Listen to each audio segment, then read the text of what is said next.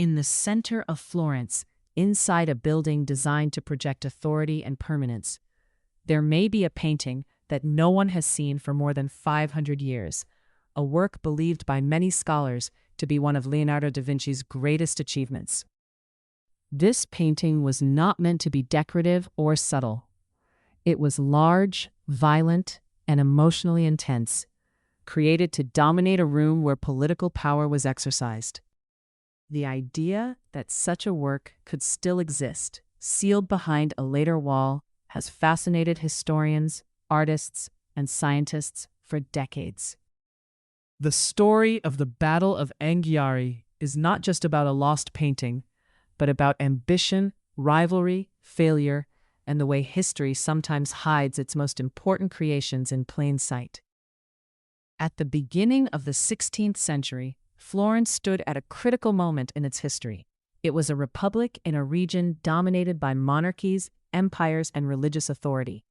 The city governed itself, defended its independence, and invested heavily in culture as a way to express strength and legitimacy. Art in Florence was never neutral. It carried political meaning, social values, and civic pride. The leaders of the Republic understood that images could speak where laws and speeches could not, and they used art to shape how the city saw itself and how others perceived it. As part of this effort, Florence expanded and redesigned the Palazzo Vecchio, the seat of government. Within it, they created a massive chamber known as the Hall of the 500, built to host large assemblies and important political gatherings. The room was enormous, with high walls and an open interior meant to inspire awe and obedience. But bare walls could not serve that purpose. The space needed images that matched its scale and message, scenes that reminded viewers of Florence's strength and its willingness to defend itself. To decorate the hall, Florence made a remarkable decision. They commissioned two of the most famous artists of the time to paint opposing walls. Leonardo da Vinci, already known across Italy for his intelligence and skill, received one wall.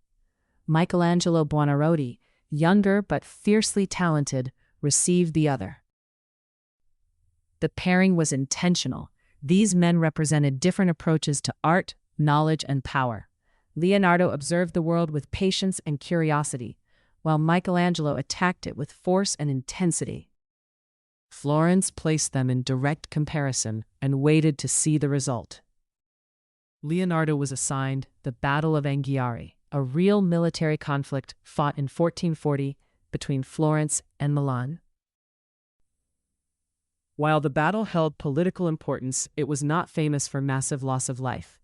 Most soldiers involved were mercenaries who avoided killing when possible, preferring capture and ransom. Leonardo understood this reality and chose not to paint an idealized victory scene. Instead, he focused on a single moment of extreme tension within the battle, a close struggle over a military standard that symbolized power and control. The composition Leonardo designed centered on 4 mounted soldiers locked in violent conflict. Horses twisted their bodies, bared their teeth, and strained against reins. The men leaned into each other with grim force, pulling, striking, and shouting. Faces showed fear, anger, and desperation rather than heroism. No figure appeared calm or noble. Every muscle seemed engaged in survival rather than glory. Leonardo stripped the scene of ceremony and exposed the raw chaos of combat. This approach reflected Leonardo's broader view of the world. He did not separate art from science. He believed that truth came from observation and study. Before painting, he filled notebooks with drawings of human anatomy, animal movement, and emotional expression. He dissected bodies to understand muscle and bone. He watched horses to learn how their weight shifted under stress.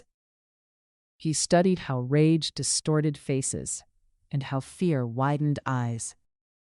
Nothing in the Battle of Anghiari was imagined without evidence. Leonardo also refused to accept the limits of traditional fresco painting. Fresco required speed and decisiveness, since artists painted on wet plaster that dried quickly. Leonardo disliked this constraint. He preferred to work slowly, layering tones and refining detail. He wanted control over light, shadow, and texture, and fresco did not allow that level of precision. To solve this problem, he chose to experiment with an oil-based technique applied to dry plaster, hoping to combine the richness of oil painting with the scale of a mural. The experiment failed. The paint did not behave as expected. It dried unevenly and began to run down the wall. Colors blurred, edges lost definition. Leonardo attempted to fix the problem by heating the surface with charcoal fires, hoping to force the paint to set. Instead, the heat softened the paint further, causing more damage.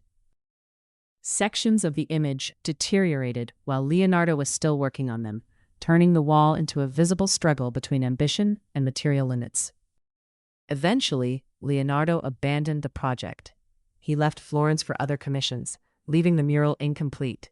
Only the central portion of the composition reached a near-finished state, but even that section made a profound impact. Artists traveled to Florence specifically to study it. They copied figures, gestures, and expressions. The intensity of the scene influenced later painters across Europe, even though the work itself was never completed or formally unveiled. As years passed, Florence changed. Political alliances shifted. New leaders came to power. The Hall of the 500 underwent renovation and expansion. Giorgio Vasari, an artist, architect, and historian, received the task of redesigning the space. Vasari was deeply aware of Florence's artistic legacy, and he admired Leonardo da Vinci greatly. In his writings, he praised Leonardo's genius and described the Battle of Anghiari as one of his finest works.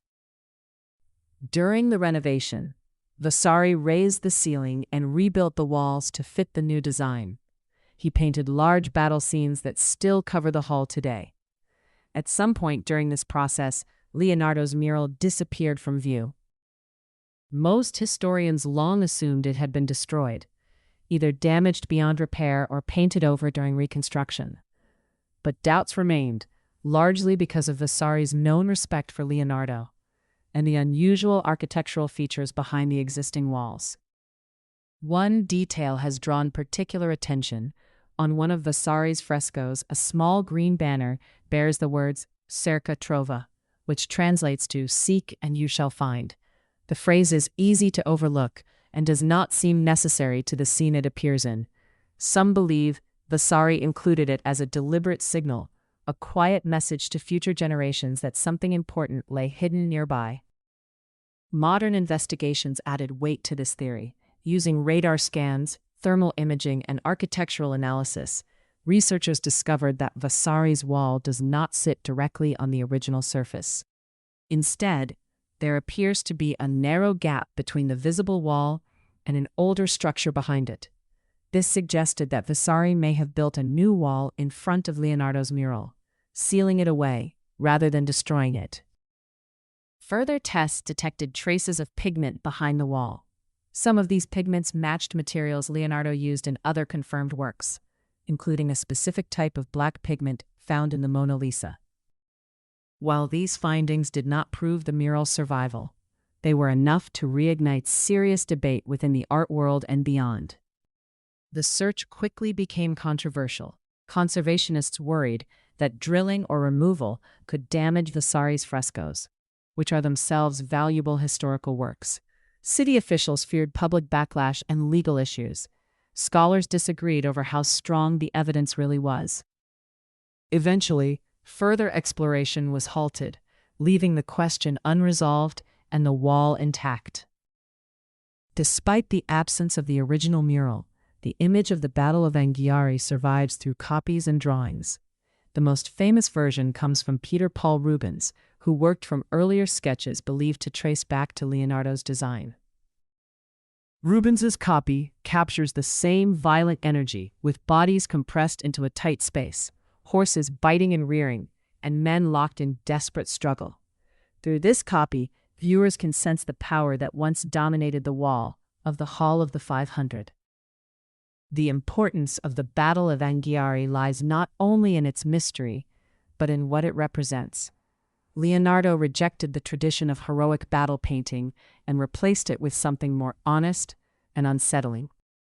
He showed war as confusion and brutality rather than honor and order. He focused on human emotion rather than symbolic triumph. This approach influenced generations of artists and reshaped how conflict could be depicted.